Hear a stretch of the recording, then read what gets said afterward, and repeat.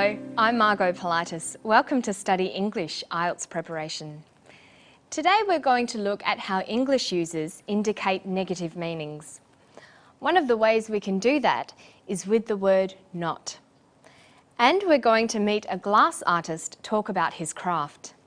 The ancient art of hot glass blowing dates back 5,000 years to the Egyptians. Listen to Mark Douglas, the artist, talking about glass blowing today.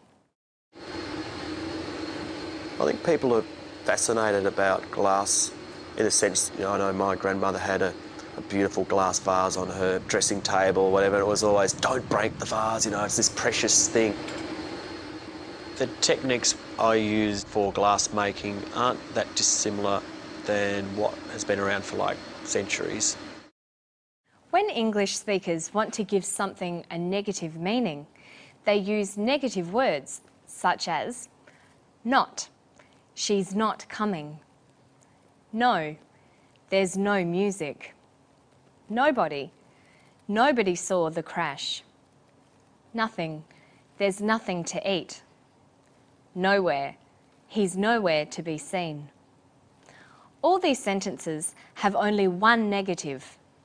When constructing negative sentences, English only allows one negative. Using two negative words, such as nobody and not, together in a sentence can give the opposite meaning to the one intended. So, for example, I did not see nobody. With this double negative, this literally means I saw somebody. However, watch Mark Douglas again and see how he uses a double negative to give a positive meaning. The techniques I use for glass making aren't that dissimilar than what has been around for like centuries. Mark says the techniques aren't dissimilar. Aren't is a contraction of are and not. So he uses the negative word form not. Dissimilar is made up of the negative prefix dis and the word similar. So he uses not and dis, both negatives, in one phrase. These cancel each other's effect, giving a positive meaning. Look what happens when we leave them both out. The techniques are not dissimilar.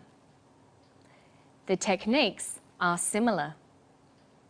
By saying the techniques are not dissimilar, he is drawing attention to the fact that this may be surprising and not what you might expect.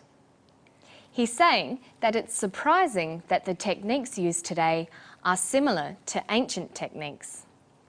This idea is reinforced by Mark using the negative word unchanged when talking about the techniques. Listen to how he uses unchanged. So the basic techniques of gathering, blowing glass, putting a bubble into some glass, shaping it, pretty much have been unchanged for a long time. Mark says the basic techniques of blowing glass have been unchanged for a long time. He does not say the techniques are the same. He chooses a negative to draw attention or emphasise that something has not changed. Let's try another example. The student was not unhappy with her test score. Cancel out the negatives, not and un, and you have the student was happy with her test score. The two negatives cancel each other out, leaving a positive statement. However, not unhappy is not the same as happy. The student may not have received an excellent score, but she didn't receive a bad one either. The student is not happy, but not unhappy either. So this sentence expresses a subtly different perspective and attitude than the simple positive statement, the student was happy. You can practice this construction by adding the prefix dis or un to many words. Not disloyal, not dishonest, not uncommon, not uncomfortable, not unkind. Before you know it, it will not be unusual for you to use negative expressions. In part 3 of the IELTS speaking test, you'll be discussing something linked to the topic you spoke about earlier in the interview. Let's focus on the features of a good response to part 3. You'll be expected to use more complex language because of the diverse tasks. You could be describing something, speculating, suggesting, stating an opinion, comparing, contrasting, or explaining. Let's imagine Mark Douglas is participating in the third part of the interview. Earlier, we heard Mark talking about glass blowing as an art form. As a follow-on question from part 2, the examiner could ask, for example, do you think some countries value glass art differently? Let's listen to how Mark answers this question. I think Australians' perception of glass is a lot different than European or American. Like Europeans, because they've had Venetian glass around for a long time, they tend to appreciate how hard it is to make glass or the value of it. Australian people tend to look at whether it's mass-produced and then sit it next to a piece of art glass and can't really see the difference in it that much. Okay, it's not as if it's sort of money of it. It's just, I think it's just a psyche of collecting, which I don't think Australian people have that passion as much as European or American people. In response to this type of question, you'd be expected to state your opinion about people's perception and appreciation of glass art. Did you notice the words he uses when giving his opinion? He says, I think Australians' perception of glass is a lot different. I think it's just a psyche of collecting. I don't think Australian people have that passion. Europeans tend to appreciate how hard it is. Australians tend to look at whether it's mass-produced. It's clear from his word choices that he is expressing his own views.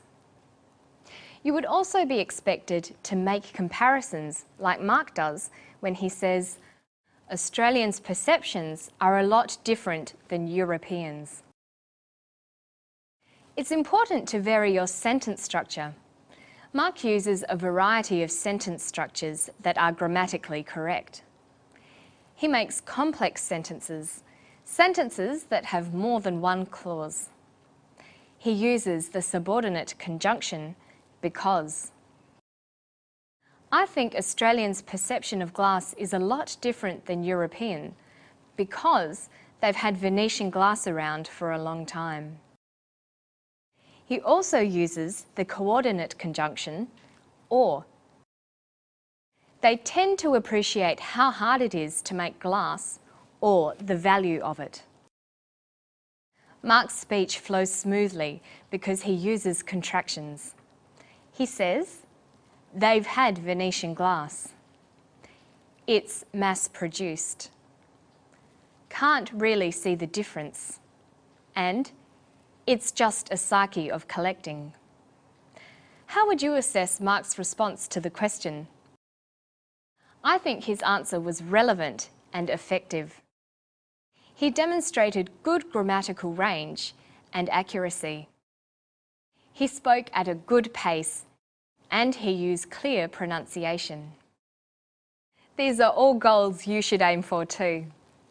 To find more information and tips for your IELTS test, just visit our website at abcasiapacific.com/study English. That's all for today. I'll see you next time on Study English. Bye-bye.